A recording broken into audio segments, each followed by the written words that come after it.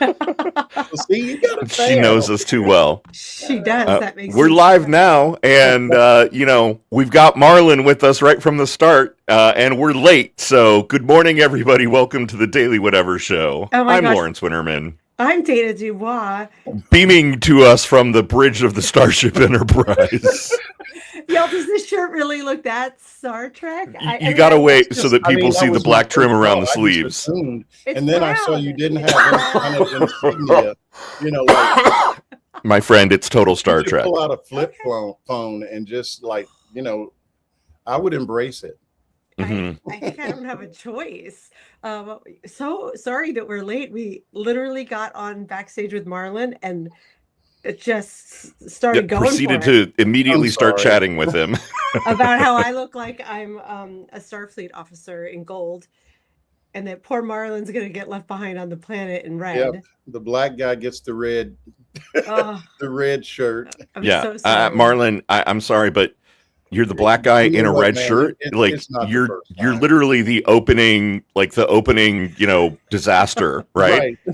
Like we meet Lieutenant Weems and he Got it. has It's two like lines and Lieutenant then he Grayson gets or eaten something. by the, crazy Right. monster. And we're all like sad for like 5 seconds and then And then move on. that's it. Yeah. Right. Sorry. That's just I don't make the rules of Oh, the Star Trek universe. I just have to live by them. Come It's on. We're in a post Cisco, post uh captain, discovery era. Like people of color are allowed to be captains now thanks to that's true.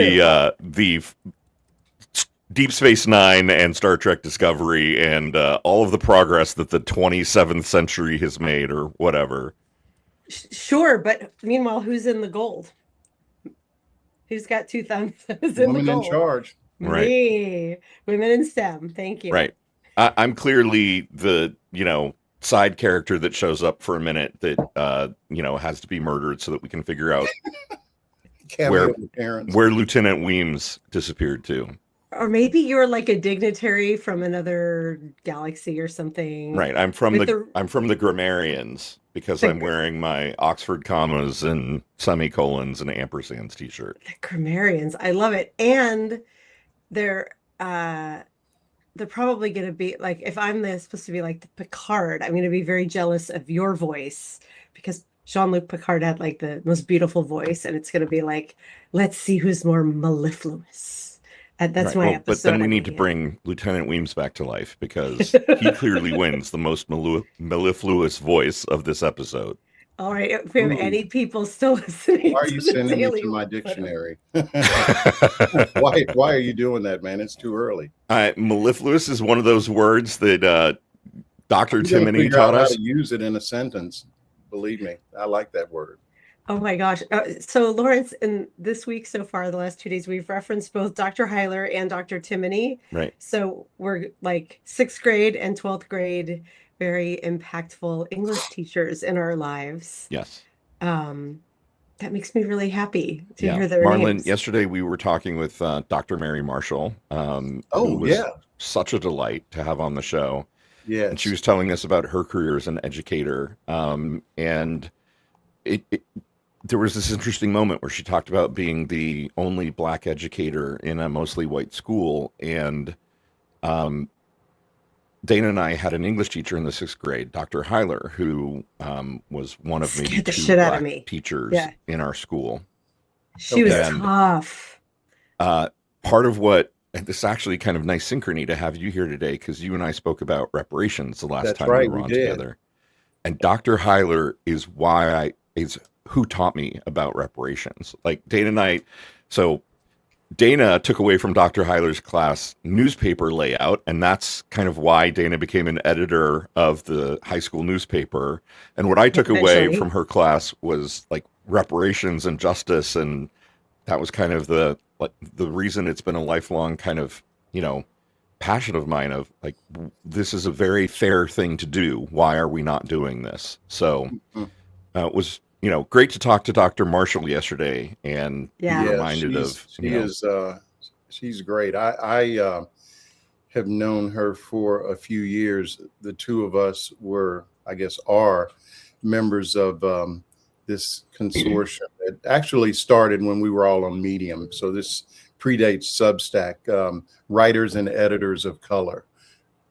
Yeah. Get it? I Woke. I wish I'd known you on Medium. We were over there So, at the so same yeah, I time. mean, we would have a every Sunday like a meetup on Twitter, what was in Twitter, and the audio thing that you can do, and there would sometimes be 20 or 30 folks, and we'd have these discussions about, I mean, we at one point we did sort of a book club with the 1619 project, where we have a meetup every, once a week to talk about a chapter and that sort of stuff. But yeah, Dr. Marshall is, she's a real one, as they say. Absolutely. She really Absolutely. And she's is. here in It the was, chat. So hi, I Dr. know. Marshall. I was going to And say it was, your ears are ringing, but we're literally talking to you and acknowledging that you're here. So it's not just ears ringing. We had such a fun time meeting her and speaking with her yesterday. we did. And then Um, Lawrence and I continued that conversation because we had talked about Dr. Heiler on air, that I was like, wow, I haven't thought about her in a long time. And, we were 11 when she was teaching us. And so pretty young, and we grew up in a super white neighborhood. So we hadn't had a lot of exposure. I had a couple of Black teachers in elementary school, but the school itself was very white. And back then I didn't understand her. And now, decades later, revisiting the influence and the impact that she had on both of us, I was like, oh, I think I get it more. Like, Dr. Heiler insisted you call her doctor. She showed up in suits every day for us, Hmm. like Okay. round every dressed day to for the us nines every idiot day. 11-year-olds, like bright colored, like bam suits. And she Mhm. was real strict with us. And we learned a ton, but I was kind of terrified of her, because I was young Right. She and was a she was strict and personality, scary. capital Yeah. P personality. Believe it. I'll tell you, and this comes up every time the subject of education comes up. I mean, I was just talking to Egberto Willis yesterday, and I heard part of that one. I saw you show up, and Yeah. we Egberto and I get into it, like we just Yeah. sync up so well. Yeah. But I went to segregated schools, and Lawrence, I think we talked about this when We we were Yeah. did. doing the reparations thing. Yeah. And um, it's so interesting to me that for the most part, we've just resegregated our schools without Jim Crow, Yep. because Hallie and Ben, Shannon and our kids, I mean, they're out of school now, which I'm glad, just given, the climate. Ben's in college, but, I'm talking about, high school and that sort of stuff. But they went to a high school that is a public school in a district that's probably, last time I checked, maybe 20 or 30%, not quite 30. I'm going to say 20 or 25% Black. The county. The school, on the other hand, 3% Black. So Three. three. There are more Asian kids that go to this school than there are Black kids, and Hispanic kids even. And so, I would take them and pick them up to school, and it was just like they were like the Central High, 9. I mean, there's so few black kids. It just was amazing, and that can't be accidental, right? Right. Mm-mm. No, And there's the whole system design yeah, that. I mean, Yeah. I had Black teachers until I was in the 7th grade, so that was sort of my first experience going to school with white people. And on the other hand, my kids, I mean, think about this. We're supposed to have made progress. Mhm. My kids, my daughter never had a Black teacher. first grade all the way to 12th grade. And not That's just in remarkable. North Carolina. She started off in New Jersey and never had a black school teacher. Our Yeah, that's son had I think maybe his junior year, he had, a coach that was also teaching another subject, right? And he had that guy, but otherwise, no. We all know that guy, that teacher Yeah, who's I like, mean, I'd and the rather be on the class was field. something like, oceanography or something, Right. Yeah. something. I mean, it was, I'm sure he enjoyed the class, but yeah, he never really had the experience of having, and I can tell you how important that is. If I can just wrap it up here. My first grade teacher, Miss Roundtree, I stayed in contact with Miss Roundtree well into college. Whenever I would come home, I would go by her house and say hello and, take her, some little something, a card or whatever. She would send me a birthday card. I mean, and this woman was like the person you're describing. She was very strict. Back in the days when the teacher could take a strap to you they just had such a vested interest in us being somebody, because we're talking about the 60s. And so the expectations were so low. But yeah, all my teachers knew my parents and would pick up the phone if I got out of line. Mm-hmm. Which I'm sure you didn't do. Oh, no, never. Right. Never. No trouble at all. There's no glimmer of troublemaking in those eyes. No, not me. I am trying to think of some of the craziest stuff in elementary school. Did you? You were a troublemaker? Well, it was just, not criminal stuff, but just really kind of. So, you know how the teacher has to go somewhere and they put somebody in charge? Yes, I do. Take names. Well, once I was the take names kid, and two guys kind of got into it, and I took them to the office, to the principal's office. I got in so much trouble. Did you? It sounds like you did the right thing. Because, the teacher's not really supposed to be leaving the class. Oh, so I kind of exposed that we were unattended. Right. I thought I was really, stepping right. up. And you're rolling up there with like your new sheriff star on your lapel, like. Got some kids fighting in here, Oh my right. gosh. Yeah, these two are causing trouble. I wanted to bring him to you, ma'am. And the principal's like, your teacher's not there, huh? Little Marlon. I can just imagine how cute you were. I can't think. I'm thinking of my daughter's elementary school. Not only did they not have a black teacher, I can't think of one at the entire school. Ooh. Yeah. Wow. Well, I mean, sixth grade they had one. But there was at this high school for the longest time, there was not a black teacher. Like for real, just a teacher.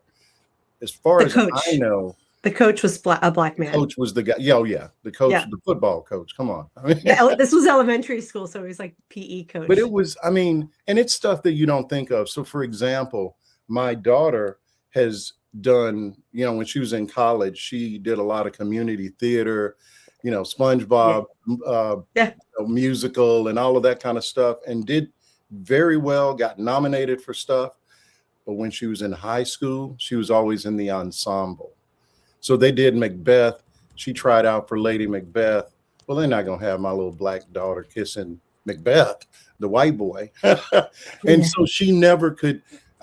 So if you saw her in high school, you would have thought she had no talent at all because she was always in the background. In fact, they were going to do Hairspray. Yeah, that's such a good show. And they canceled it because there's a particular song that requires two people of color to sing. Well, they only had my daughter. So they said, instead of going and finding a black person, like maybe in the choir or something, we just won't do that play, Oh my God. Damn. I'm so sorry. Yeah, you know what? That stuff makes you stronger though. Like I said, when she went to college, she just blew up. I mean, she got nominated for Best Actress and all this kind of stuff. So, Good for her. well, I think she had something to prove too, you know.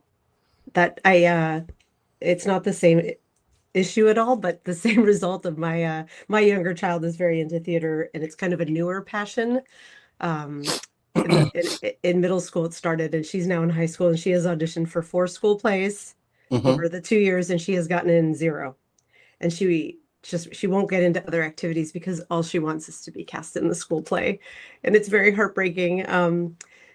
High school theater is an asshole. Yours for Yeah, different it really reasons, but is it because really is. Yeah. I mean, in my daughter's case, you know, there were certain parents that would donate money for, you know, Yeah. set construction.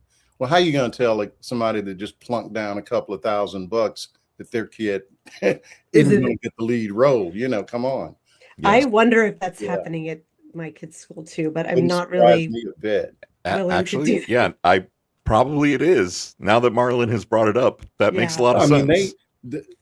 the, the program itself was great, but Yes.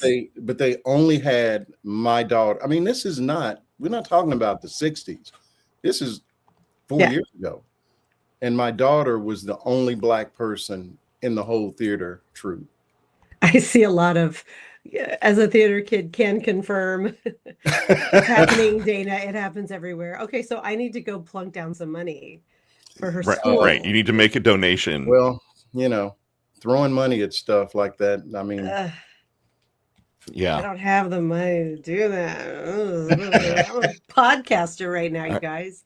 I'm going to Um, make the most inelegant segue ever. let's But do it. Marlon, you mentioned football coaches, and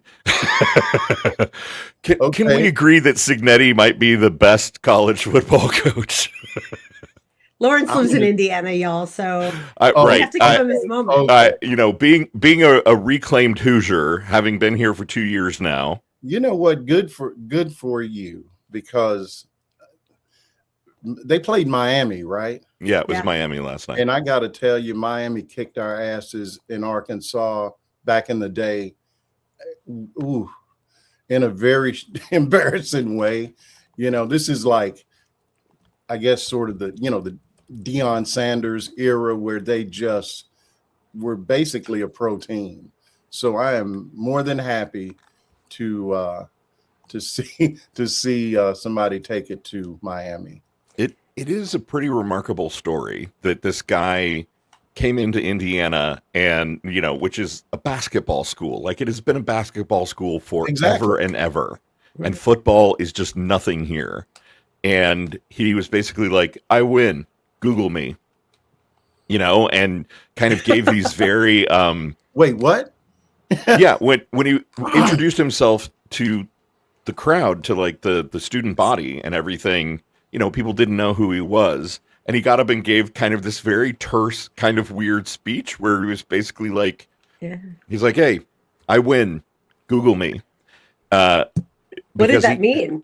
Like Google my record and that yeah, like Yeah, I Google always my get record. Like, things. yeah, check go me look at my out. record. I have a history of winning. They hired me here because I win. Okay. Okay. And he kind of, there was a lot of smack talk, and he But it proved ain't it. bragging if you can actually do it, though, I right? right, exactly. That that's like literally Okay. 100 headlines today are like, He said he would. right. He said he was going to do it, and he did. It's a 16-0 season.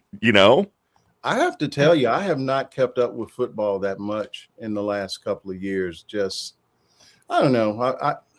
Okay, I used to have a football problem. I'm in a 12-step program. Uh-huh. No, man, I used to. Are the 12 steps as you walk back and forth in Yeah, front of the dude. TV watching football? I will tell you how bad it was. My daughter, little bitty girl, and she, the cartoon watching age.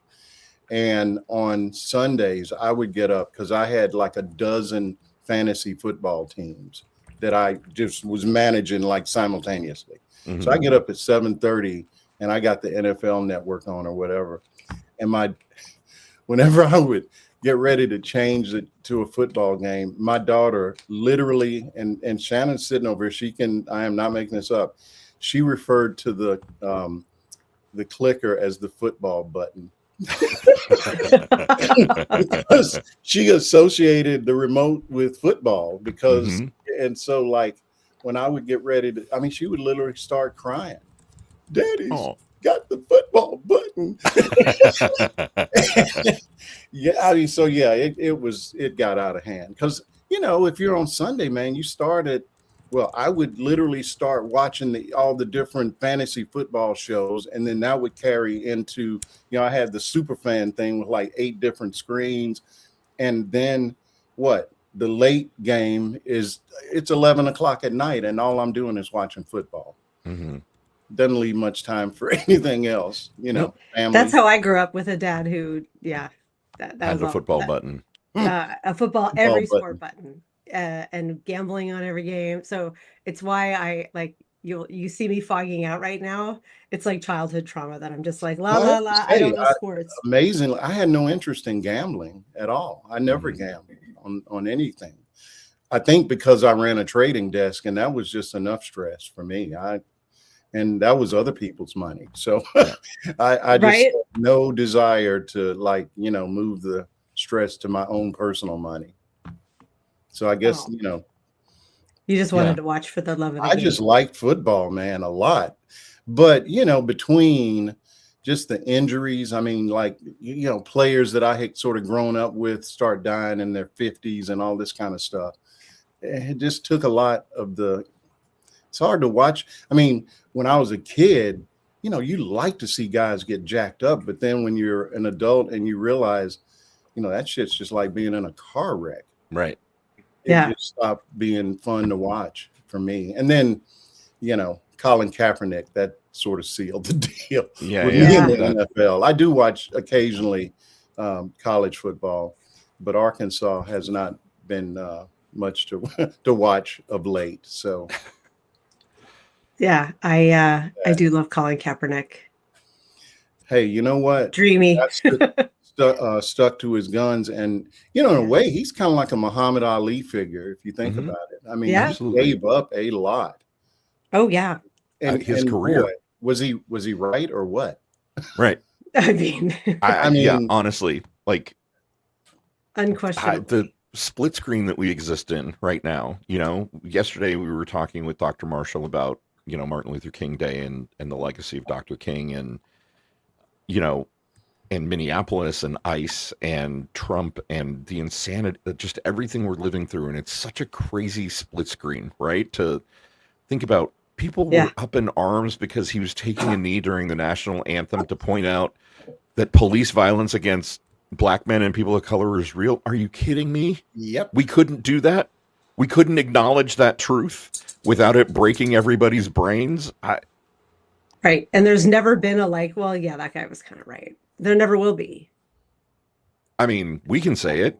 Right, I mean, right. But we knew he was right side, when he was, the other side will never change their mind. And that, you know what? I just thought of during the time that was going on, my daughter was in the high school I was just talking about. I'm pointing down the road here, 10 miles down the road, which is a whole different story. And she got a test one time. She brought it home, and it was one of those multiple, where you draw a line from one thing to the other one. Sure. And I forget how it was worded, but it was something like Colin Kaepernick taking a knee was. Oh my God. What were the choices? And the only word that it would, match with was blasphemous. Oh, no. Yes. I had to be settled down because I was literally, was like, but yeah, these teachers would weave, this crazy MAGA stuff. Like she had a Spanish teacher who ultimately got fired for coming to work on the sauce. But, she gets in the car one day and she's like, Dad, what do they call it? The caravan. Yeah, she's like, Dad, what's the caravan? And I'm like, well, why? But Well, my Spanish teacher was talking about the caravan. It was like, how does that even? Yeah, yeah, she's talking about the caravan in school. The grammarian in me, I'm offended that the only word it can match up with blasphemous, in part because, of course, it's programming the kids with, racism, overt racism, but also because it's not blasphemy. God isn't involved there. Like it's the country, the flag, it's football. It's not God. Well, yeah, maybe not in Indiana. And well, no, I'm sure in Indiana it is. I just, right. for me, everything is Jesus, but yeah. But no, there was another teacher that actually, there was like a kid, the football team, the black kids on the team had started taking a knee during the national anthem. And Good. one of the running backs got injured, end of the season kind of thing. And the teacher actually said, something like, good for him. He deserved it for taking a knee. Oh, do you hear this? Yeah. Do you hear this? Kira she can't hear it. It's in my headset, well, but I'm telling she's upset and she's comforting us right now. And that what do you even insane. Do with that? I just, I'm just glad they're out. I mean, because that was 4 or 5 years ago. So imagine now how it is. Oh, we see how it is. There's people. But can you imagine having? Well, you have a kid in school, but yeah, it's a whole different thing over here in North Carolina, y'all. It is. So I did just find this will be a nice transition when we were getting ready for our MLK show yesterday. I had this flashback to a drawing that my now senior in high school daughter did when she was in kindergarten. And I was like, I don't organize. I have like 80,000 photos in my camera roll. Like finding things is tricky. So I couldn't find it. But thanks to the magic of Facebook, it just popped up as a memory today because, MLK Day moves off. And so I just put it up on Substack. And I think I can capture the link here. Copy link. And I will plunk it in the chat. But she did this drawing, and both of my daughters are avid artists and always have been. This is obviously quite elementary because she was just turned 6 when she made it. But it says it's a moon, and it says the sun can dance under the sun, and then on the other side with the moon, and the sun and the moon are holding hands. Oh. And she said to my dad, which makes this funnier because he's a real racist fuck before he got dementia. He was out here visiting. I learned this from Martin Luther King. The sun is light and the moon is dark, and the sun can dance with the moon. That was what she took away from her MLK chapter at school, and she drew that. And I was like, and my dad was horrified, and I was so happy. And I don't have a profound thing to say there other than in the blue cities at her very white school with no black teachers, which is not great, they studied MLK in very positive ways. And if someone had come after Colin Kaepernick or had said some of these hateful things, like there would be repercussions. I do feel certain of that. There's all kinds of other problematic things happening, but like some kids are being raised in the atmosphere my kids were raised in, and we're about to unleash them on the world, and they're ready to fight, I hope. Well, they might save us. I mean, yeah.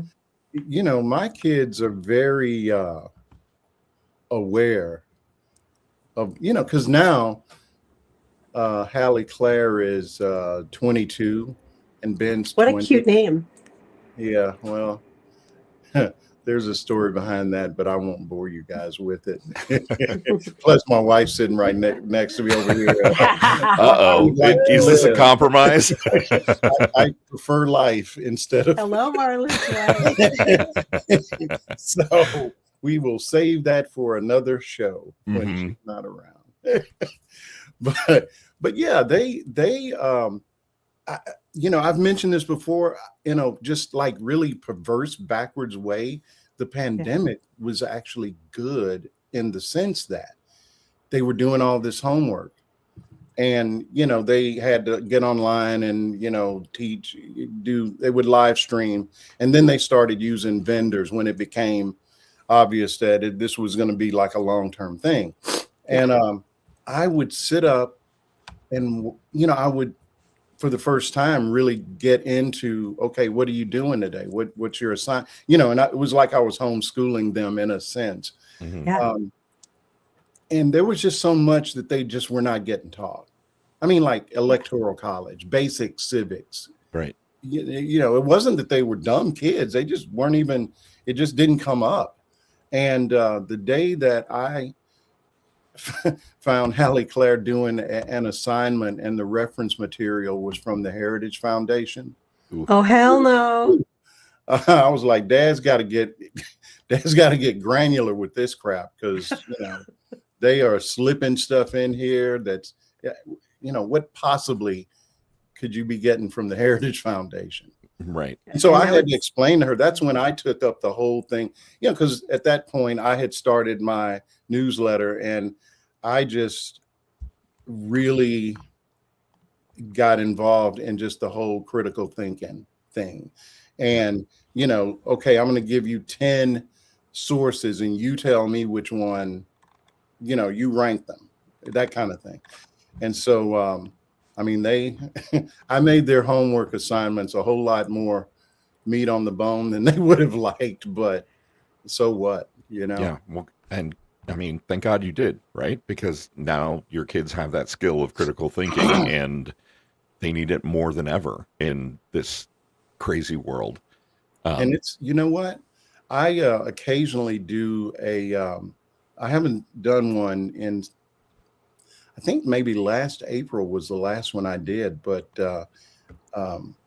there's a business school, University of North Carolina, Wilmington's about 20 miles from me. And so I did one on misinformation. This, it's like I hate to call it a lecture, because I'm just, I'm a guy with no college degree telling these, don't do what I did. But Sounds like a lecture to me, but carry on. It is. I mean, and there would be, I don't know, 75 or 100 kids, and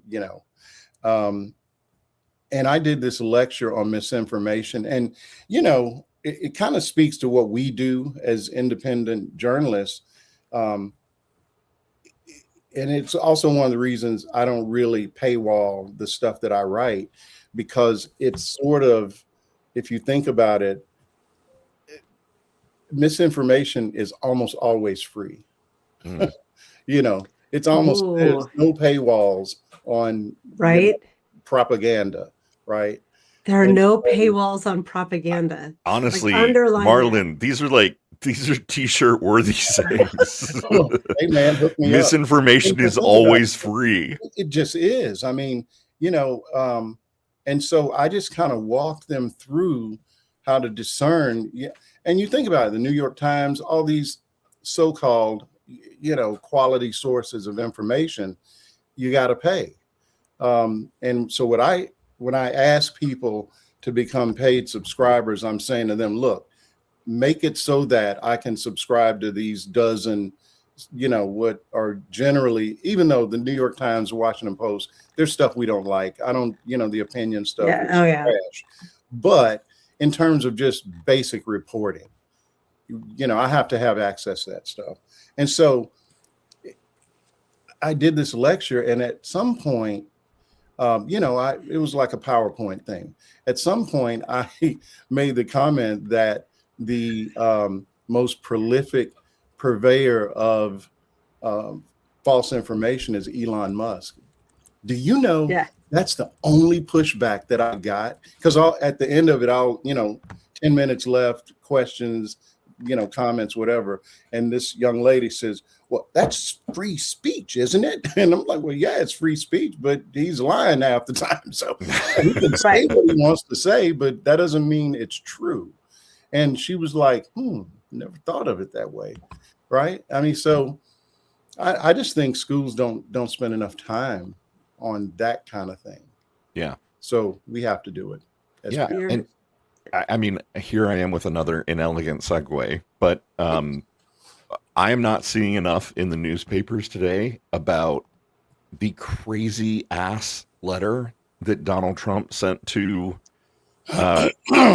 Norway to the Prime Minister of Norway. Have you read the letter? A person like a uncle, or any of us would be getting the folks together. We got to do something about old Uncle Don.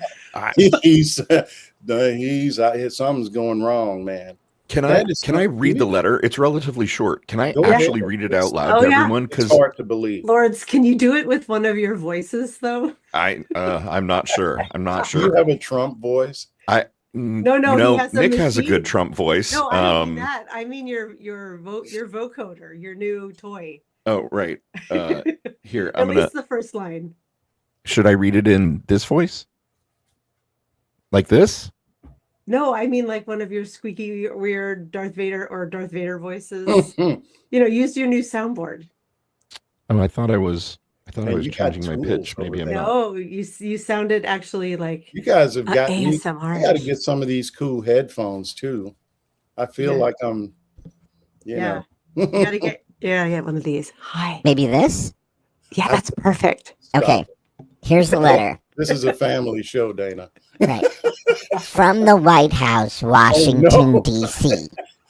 Dear Jonas, considering your country decided not to give me the Nobel Peace Prize for having stopped 8 wars plus, I no longer feel an obligation to think purely of peace, although it will always be predominant, but can now think about what is good and proper for the United States of America.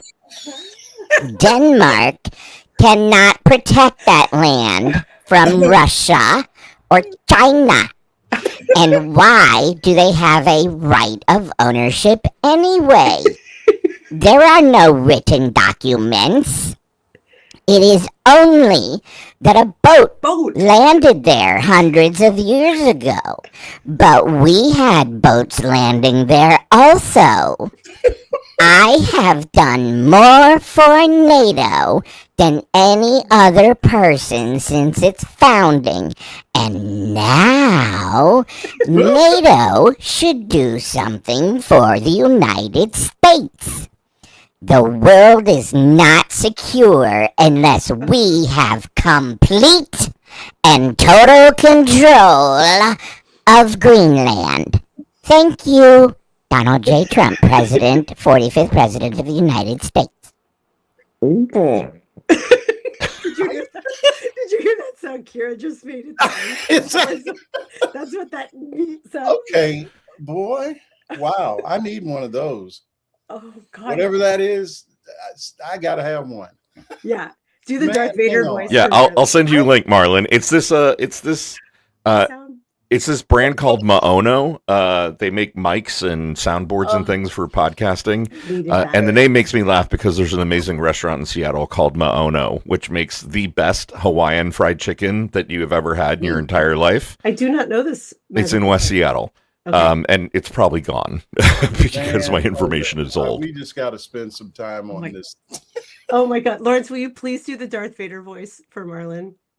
Oh, really? Oh, listen to this. Mr. Weems, I find your lack of faith in me disturbing. I mean, it's not James Earl Jones, but you know. No, it's close. Oh. So wow, I couldn't. Man.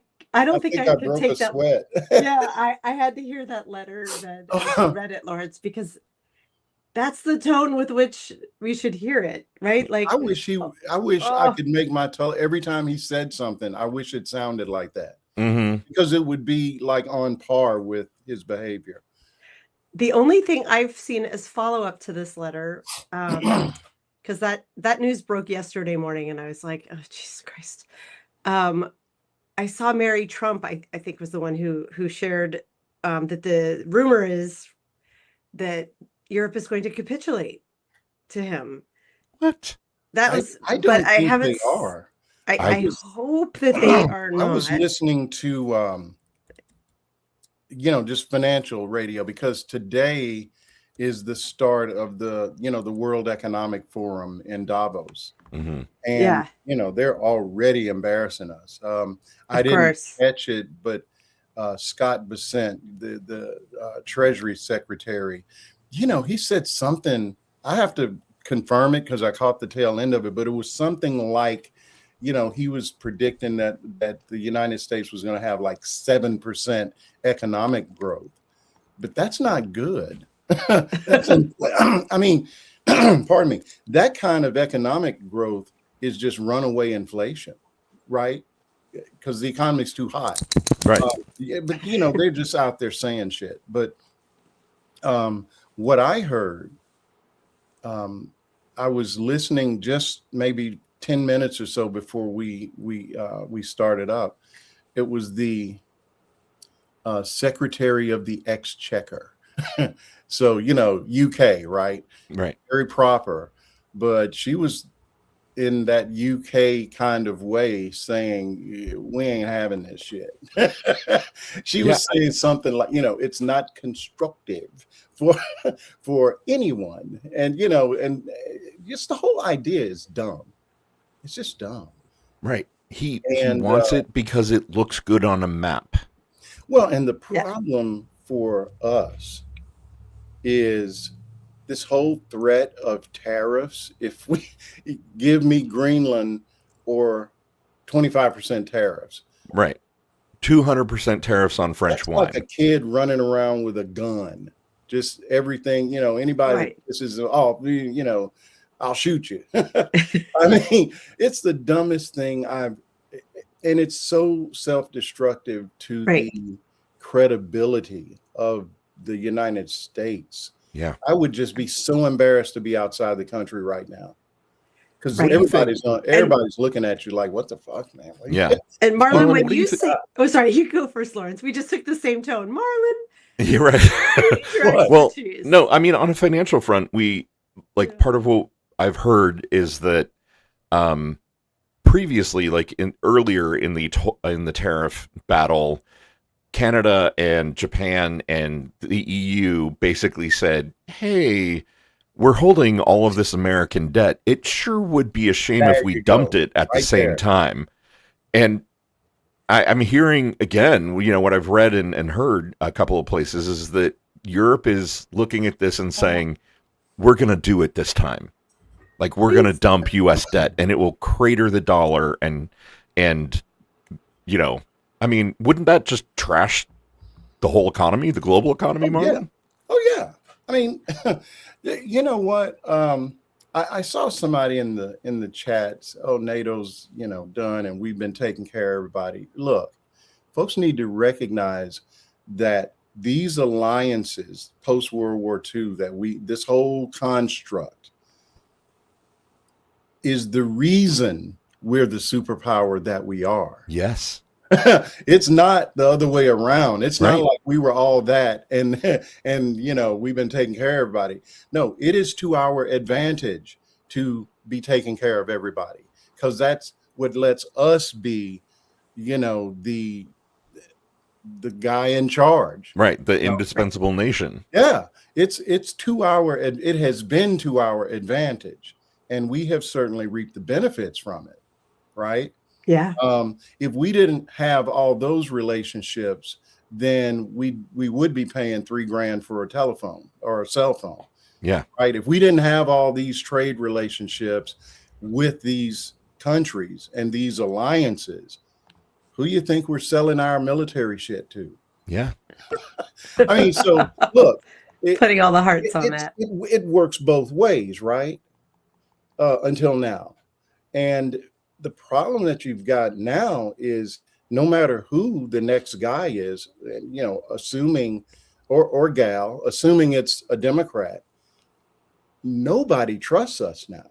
Right. Nothing that we say has any Right. Well, nobody's going to bet the farm on America's word anymore. And Because No. the next say president what could you go out want there. about how we've done, you know, global politics, but for the most part, if we made a deal with somebody, it was a deal. So think about it. Trump is basically doing Liberation Day 2.0 right now. Hmm. And what Ooh. I was hearing this morning from different leaders is that, you know, basically, what the fuck? We just signed a deal with you 3 months ago. Yep. That you would not do this. So now Right. it makes China look a whole lot more sane, doesn't it? Right. Yeah. Right. China has deep pockets and a lot of stability compared to us. Mm-hmm. Yeah, you're so right, Marlon. Like, you know, I'm sorry, could you say that again? you're so right, Marlon. Here, Now in your Darth Vader voice. You're so right, Marlon. You're so right, Marlon. Whoa, that just sounds like that's burping. dangerous, man. I did not mean to Mine get is that Maybe joy. maybe it's just like this. Marlon, you are so right. Okay. Yeah, right. Okay. Okay. But imagine that a Democrat wins in 28, right? Like, please God. It doesn't matter how much you like that person or how much you believe in their personal integrity. No government, no country in the world is going to listen to that president of the United States and not now think, yeah, you're just here for 4 years. You people Right. are crazy. Well, You could literally already vote for Trump 2.0. I mean, it's already happened that, you know, Biden came in and the mistake that he made, and look, he accomplished a lot, and on paper, you know, so that's not the argument that I'm making. It's just that he thought, okay, we got Trump out, everything's back to normal, folks. I'm here, and let's go back to what we've been doing. Right. When what he should have done was like, what is it, Brazil? Throw this son of a bitch Bolsonaro. in jail. Yeah. You know, For 27 years. they all expected that was what was going to happen. Yeah. And you know, we have a bad habit of doing that. I saw it when, you know, I was in New York still when the financial crisis happened. The And 2008 one. yeah, yeah, I have to be You specific. have to clarify. Right. Which The one financial in 2008. crisis? We're all Gen X, Marlon. Like it I'm could be sorry. any one. I'm sorry. Although I was around for the one in 87 too. Thanks, Dana, for after that. But yeah, you know, you had people that should have gone at least to trial Right.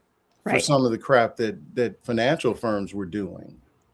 That they had to know the outcome was going to, you know, if a certain set of things happened, it's going to be real bad. There was no way Right. they couldn't know.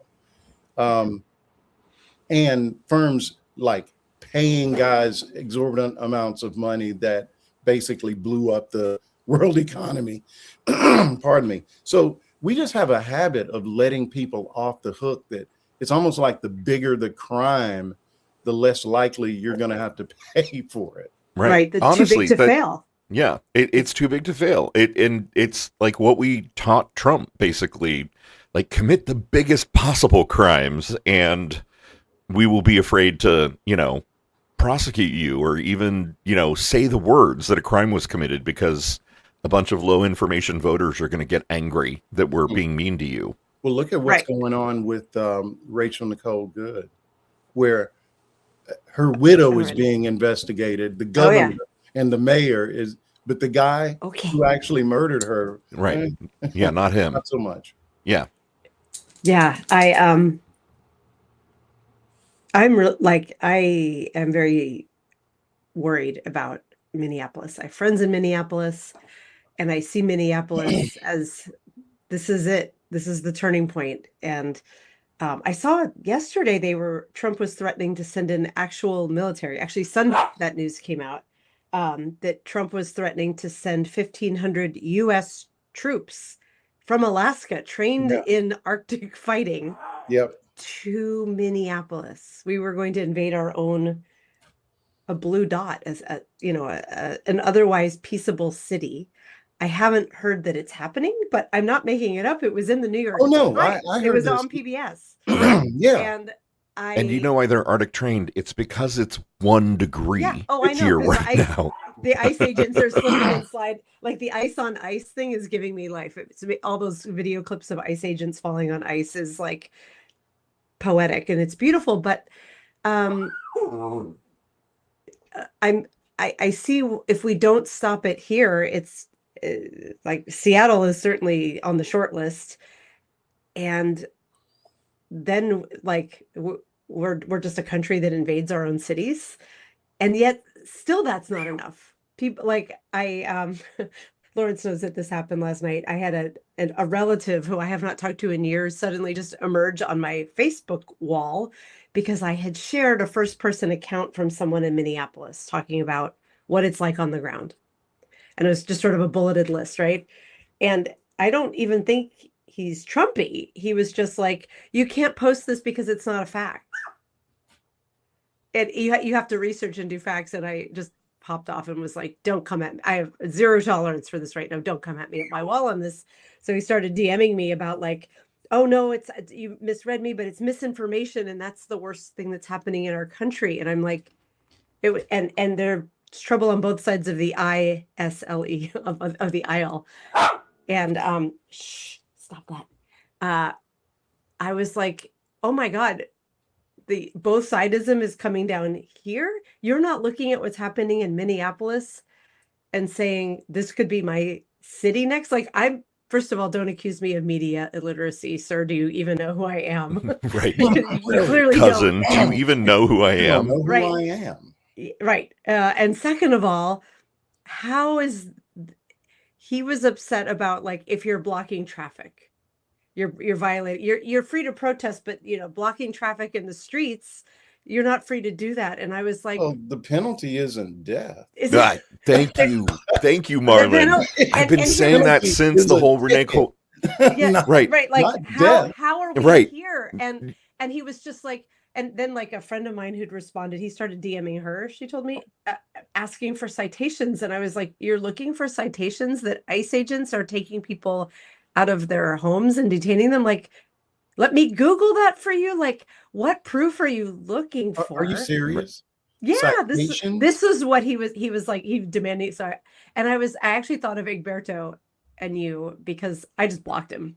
It's like, Yeah, I'm not close to my cousins. I don't care. Life's too short. We I don't used have a to relationship. cry, I but haven't now- heard from him in years. But And look, and this is a Jewish man with an immigrant wife. I just like in the city.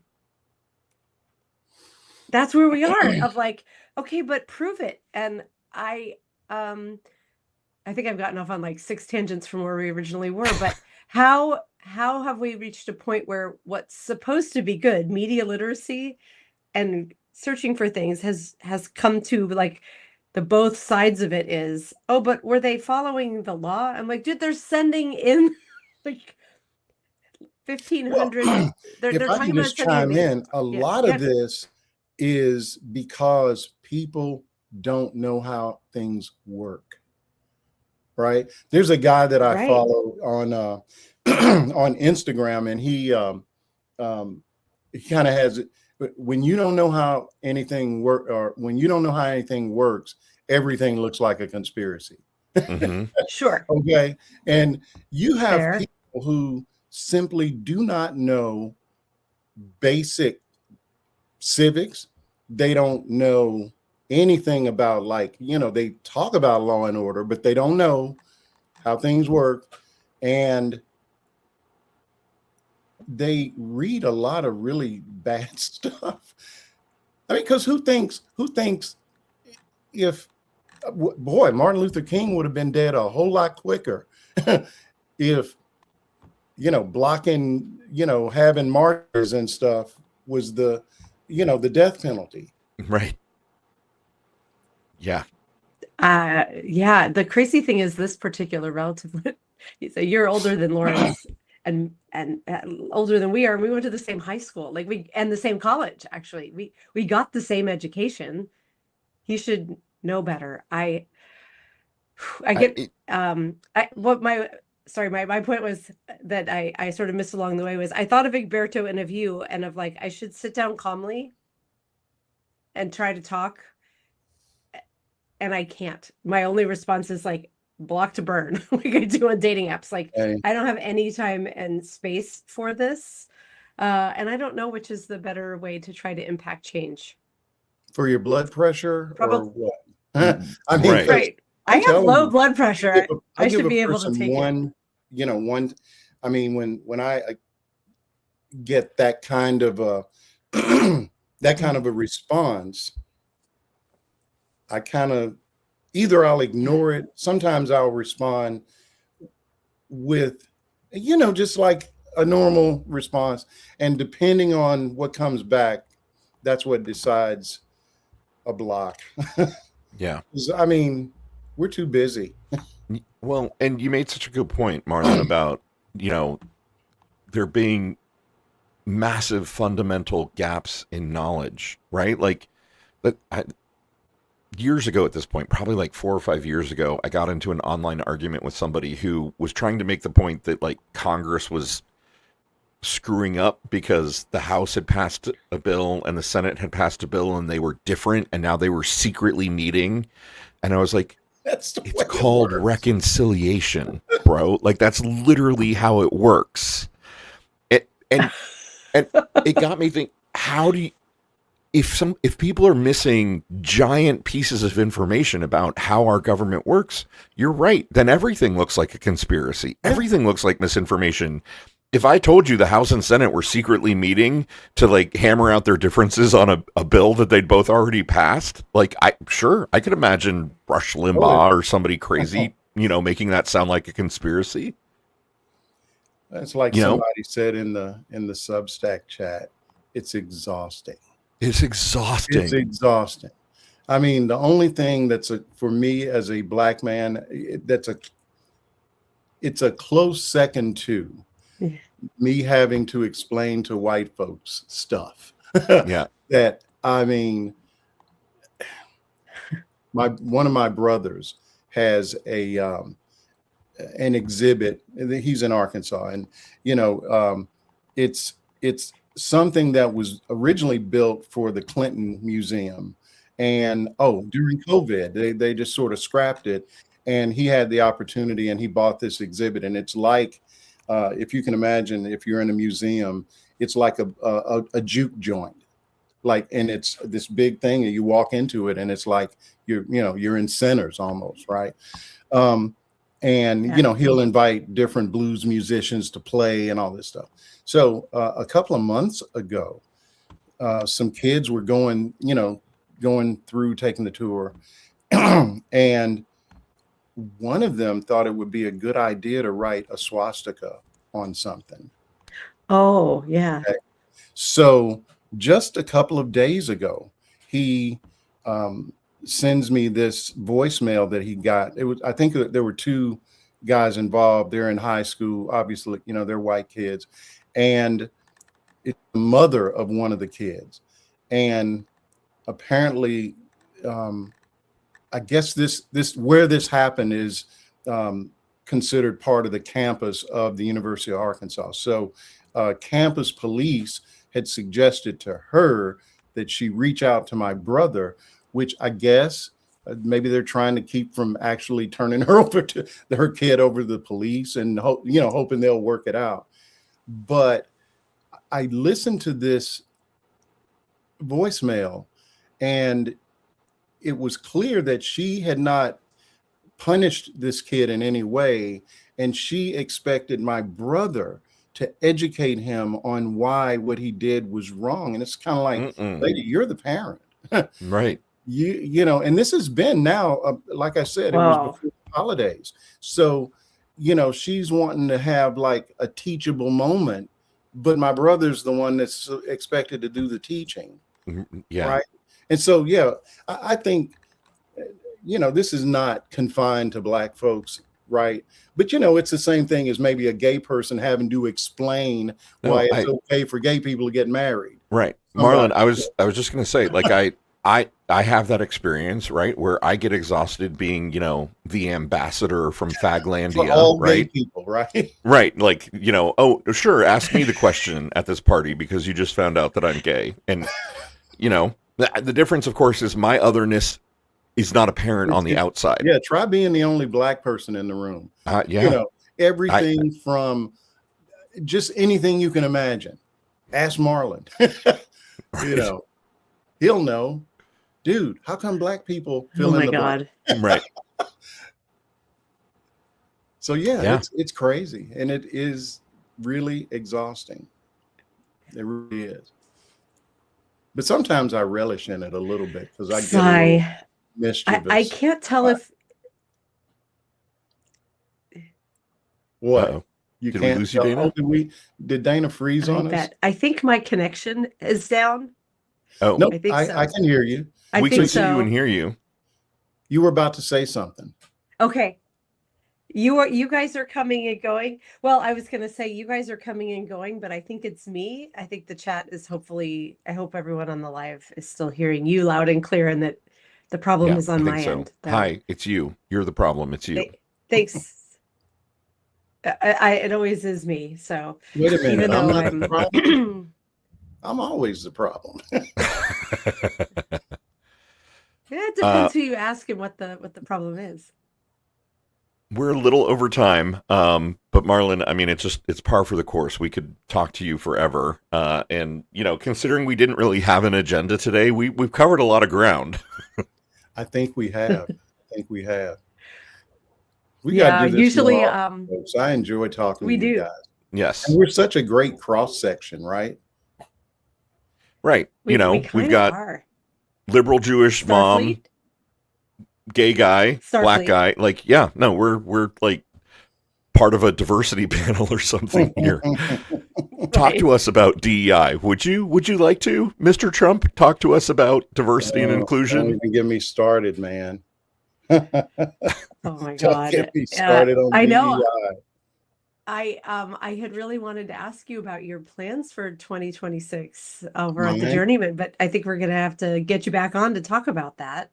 Oh, darn. Okay. What do we want to do this year? We've got a lot of work ahead of us. We definitely need you to get back on to talk about that because clearly you are plotting and building an empire over there, Mr. Weems. We see you. We see you. At least it's not the evil empire. No, it is not the evil empire. It is an empire for good. Yeah.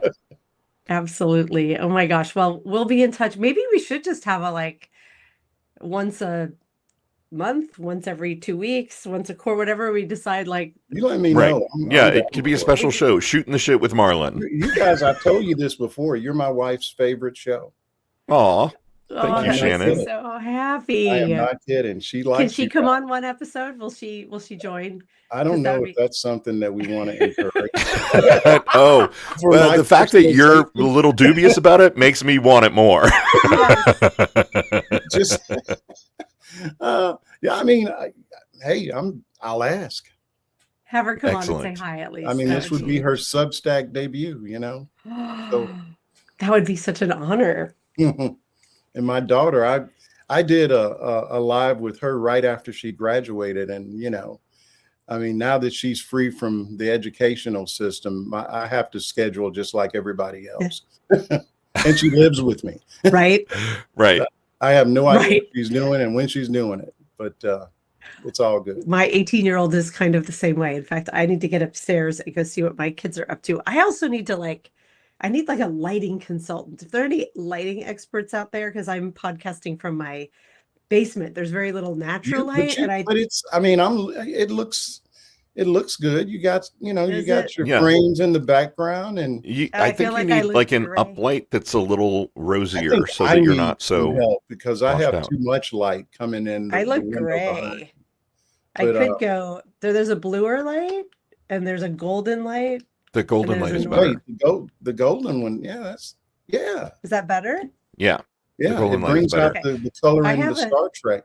You also need a little brooch that you can wear preferably in like A a triangle brooch. shape. Maybe that a you can- different one for every show, Right. Beam me up.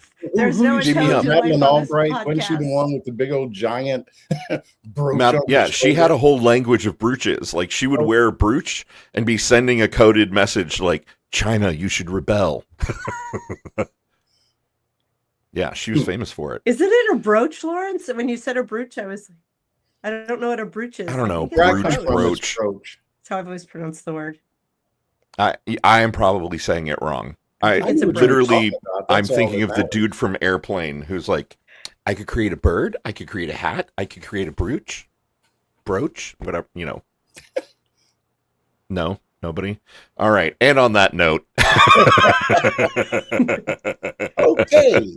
It's time to go. All Marlon, right. Thank you as always. Yes. Thanks Thanks for to everybody in hooking the me up. I chat. was so Sorry glad about to my hear from you connectivity guys. issues here because Oh, I don't think it's as bad as you think it is. always Yeah. we're gonna reach out again. We're getting you on the show again. Perfect. Just let me All know right. when. Thanks, Marlon. Thanks, All right. everybody. Take care. See you on the other side. Bye. Love you, mean it. Bye. I am cutting out.